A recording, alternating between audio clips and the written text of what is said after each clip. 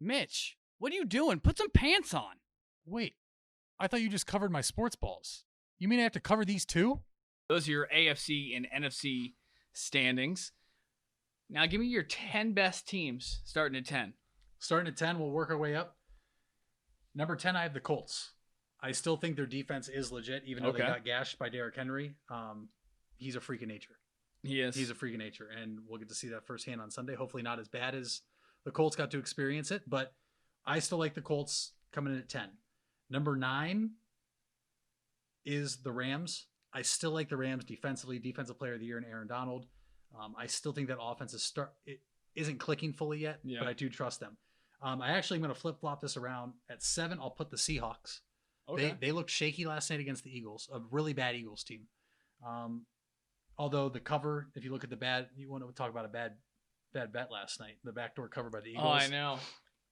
6.5. There's been a lot of that lately. That's why I don't bet on games. But I'm going to move them down. They didn't look impressive against a really bad football team. But like we said, you don't have to have style points. It's just win. But that means I'm going to put the Browns at 7 because I really believe they haven't played their best football yet. Okay.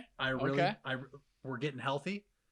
And I think that's the best part is Denzel Ward will come back healthy. Well, hopefully before he gets hurt again. Knock on wood. Yeah. Myles Garrett's back. Ronnie Harrison's out for 4 to 6 weeks, but we could get him back before the playoffs. Isn't that crazy to think before the playoffs? Like we're talking about getting players back before the playoffs. Yeah. It is crazy. But the Browns at 7. I have the Bills at 6 because I think they're just slightly better than us right now. Okay. Titans 5. Packers 4. Saints at 3. Okay. And then 1 and 2 are unchanged, but 2 is the Steelers. I think they're a really solid football team. But number 1's the Kansas City Chiefs. They're the best team in all of football. They have the best quarterback in all of football. They have a wide receiver who just casually went for 200-plus yards in the first quarter. And I think that they play down to their competition because they're disinterested in the regular season. And they know they can turn it on. We've seen it now in a few primetime games. They just turn it on quickly, go down the field, score, get a big stop. The Chiefs are the best team in football and number 1 in my rankings. You're definitely right. Yeah, a lot of similarities. In fact, me and you have one of our favorite teams locked in the same. So I got number 10, the Ravens. I just don't trust Lamar Jackson right now, and I don't trust that they're going to figure this out before the end of the season. One of the most talented people in the NFL, no doubt, but they're just going through some hard patches. They're going to have a hard enough time making the playoffs here, but I still have them at 10. Rams at 9. I really don't trust Jared Goff at all. Not at all. Man, and they're kind of screwed down there because his contract is another one like Wentz's is just a garbage contract. And it's kind of funny that some of these guys can, play one good season and get these massive contracts at quarterback. It really shows you how important and it is to have a great quarterback that teams are willing to take such risks. So I think that's wild. Still have them at 9. Bills, I have at 8. I like the Bills a lot. Got the Browns at 7, which I can't believe that I have them at 7. I know. I have the Seahawks at 6, and honestly, the Packers at 5, Titans at 4, Saints at 3, Pittsburgh at 2, and KC at 1. Yeah, so I have almost an identical list with you. We just have one team that is differ. And our positioning differs.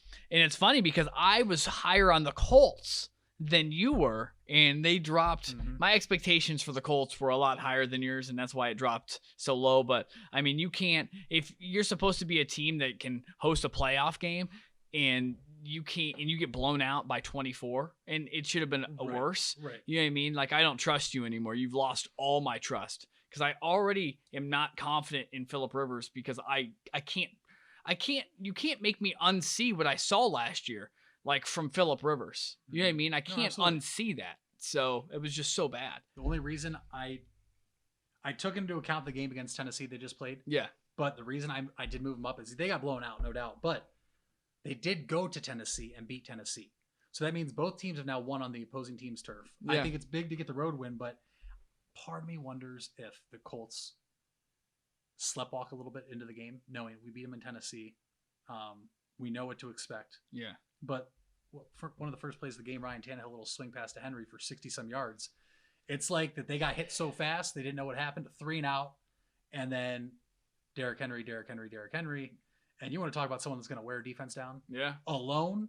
We're not talking about offensive lines. Derrick Henry alone will wear a defense down, and that's what happened. But I totally get where you're coming from, why you dropped them out of the top 10. Yeah. But I do take into account that they did win in Tennessee already. And Yeah. Well, and their identity is they're a resilient team where they can get punched in the mouth and they can get back into the game and punch you in the mouth. And they did the complete opposite. They got punched in the mouth so many times, and it was like, okay, are you going to do anything about it now? Because now you're down 4 possessions. Yeah. Of 5 possessions now. Okay, how about now? And they didn't have that resiliency that they normally have. And if you don't have that, I mean, they're they're talented, but they're not like that talented that they can overcome that and still do that. No way. And so, not with an aging quarterback. No, they did a complete opposite of what they did against the Packers. Yes. That was a complete 180, but we'll see. We'll see what happens. It's going to be very interesting and a lot of fun knowing that our team is in the playoff. Yeah. Hey, nobody covers your balls better than Mitch and Jordan. So subscribe to this channel. Cover your balls!